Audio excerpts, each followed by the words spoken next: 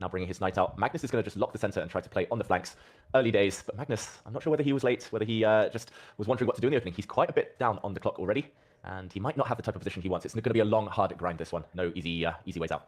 One thing that surprises me here, and this is for my lack of chess experience here, David, is isn't it a bit dangerous to push all your pawns on the king side here if you're white? Doesn't this at some point leave you open to an attack?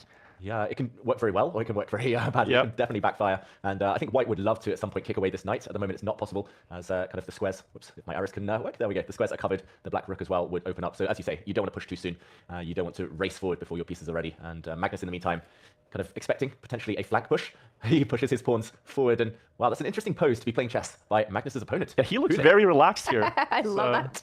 Andriy Punin is lying down. He is playing Title Tuesday, game week 7. This is round 1. He is 38 years old, a FIDE master with a rating of 2289. He has played all 6 Title Tuesdays so far in the autumn split, so he is very, very fond of this format, and he scores quite a lot of points. He has a record in the autumn splits of 6.5 points. Impressive stuff, and especially if that's the way you play Title Tuesday.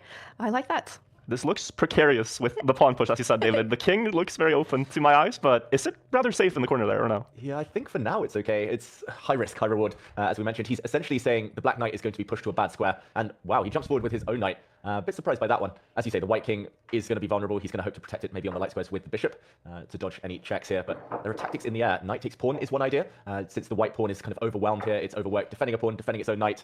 But Magnus plays on the other side of the board instead, and Punin the evaluation bar does favor him, yeah. Yeah, looking good apparently, but I'm going to say it's complicated. And in practical terms, I would far rather be black with a safer king. Yeah. Is Magnus going to elect to leave his king in the middle rather than castle and keep that rook on the file towards the king? Is that sort of what his long-term goal is? That's a great question. I think knowing Magnus, he likes to kind of tease the opponent. He's like, wait, attack me in the center, attack me in the center. As soon as someone goes for his king in the center, he'll run away. So he might be keeping them one up his sleeve for later. I think for now, definitely the black king is happy where it's that king is happy where it sits. Punin is better on the bar, and Magnus is about to take under 3 minutes on the clock. Remember the format, 5 minutes for each players. No increment. That's the new format in Title Tuesday. And Magnus now has 2 minutes and 50 seconds left on his clock. Can that become an issue? Definitely. It's rare to see Magnus kind of in maybe a bit of trouble on the board, but especially lower on the clock in the early rounds. Normally he just trusts his instinct, blitzes through the opposition essentially, and here we go. He opens up a line. This could be very good for black, as we mentioned, or it could backfire. Now, after a recapture, the white rook also gets access to the H-file, and there might be a pin if Magnus is a bit too slow. So, wow, a quick flurry of moves. We saw some trades. The black bishop captured the white knight, and the black knight goes back. He's playing a bit of a waiting game, Magnus. He's going to slowly bring his knights around to better squares. And you said it, Virtual. The white pawns might be overextended. The white king might be a bit weak. Yeah, that looks scattered. That looks like there's been, an actual war in the middle of the board, and there definitely has. But for me, in these middle game positions, I really struggle to see like the long-term plans in the game. So like, as you said, this knight maneuvering. When you point it out, it's very obvious. Like, oh yeah, that looks nice. But I think this is what I find really fascinating, is seeing all these long-term prospects that you might have towards the opponent. White does have the bishop pair though, and as more and more pieces, especially queens, are traded off, doesn't that favor our player from Ukraine here, Punin? It should, that's right. The center's quite blocked, so the knights at the moment have stable squares, but I'm very biased towards bishops. I fully agree, and not just that, but white has an extra pawn. It's hard to count here. It took me a while, but the pawns are so scattered, they're all isolated or doubled, but he does have one more than Magnus. So right now I'm expecting him maybe to start trying to improve his pieces. This rook kind of unemployed right now, not doing much. You can swing that over to either the center or maybe all the way across to a potentially open line.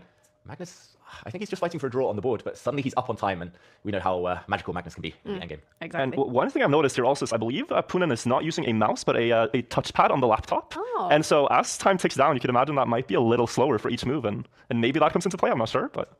Yeah, I used to do that myself, and I had to give it up because I was too slow. Yeah. So touchpad, trackpad, it's a high-risk strategy, but it's nice to be relaxed, so relaxed he's horizontal, but...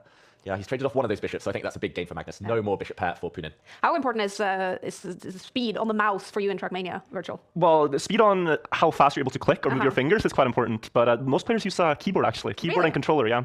So that's the mouse doesn't get much use in Trackmania. Some players actually use it, but it's very rare.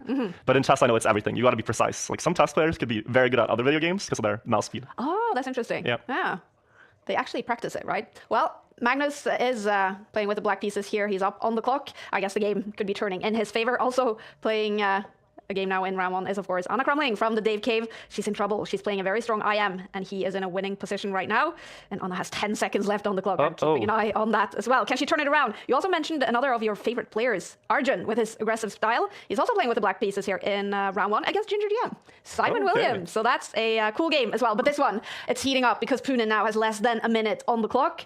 Is he about to get into trouble against the world number 1? It's definitely gone wrong for Punin. He had the advantage. He was 1 pawn up. Now he's suddenly 2 pawns down, but he has counterplay. This rook is attacked. If the black rook moves, then the white rooks, they're both ganging up on the pawn in front of it. The black king would then come under serious fire here. Magnus has no checks, so Magnus might be forced to sacrifice this rook for the bishop, maybe bring his knight to the center just to defend a pawn, and no, quick flurry of moves instead. And we see, blunder there from Punin. Magnus now can simplify to a rook and pawn endgame. He's got 2 extra pawns. He should now be winning.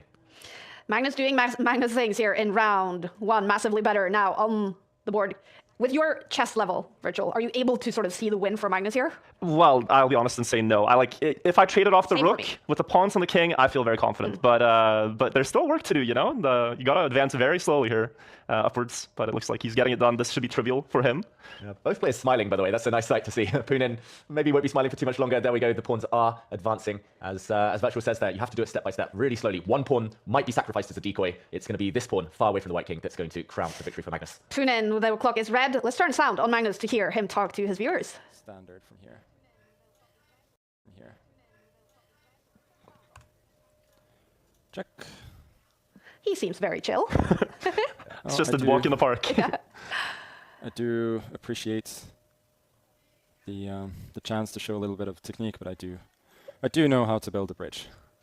Sorry, this is what it's called, building a bridge. Now the rook builds the so-called bridge, and allowing the king to come back and the rook to block. There it is. It's a win for Magnus Carlsen in round 1. Punin. Does he lose on the clock and on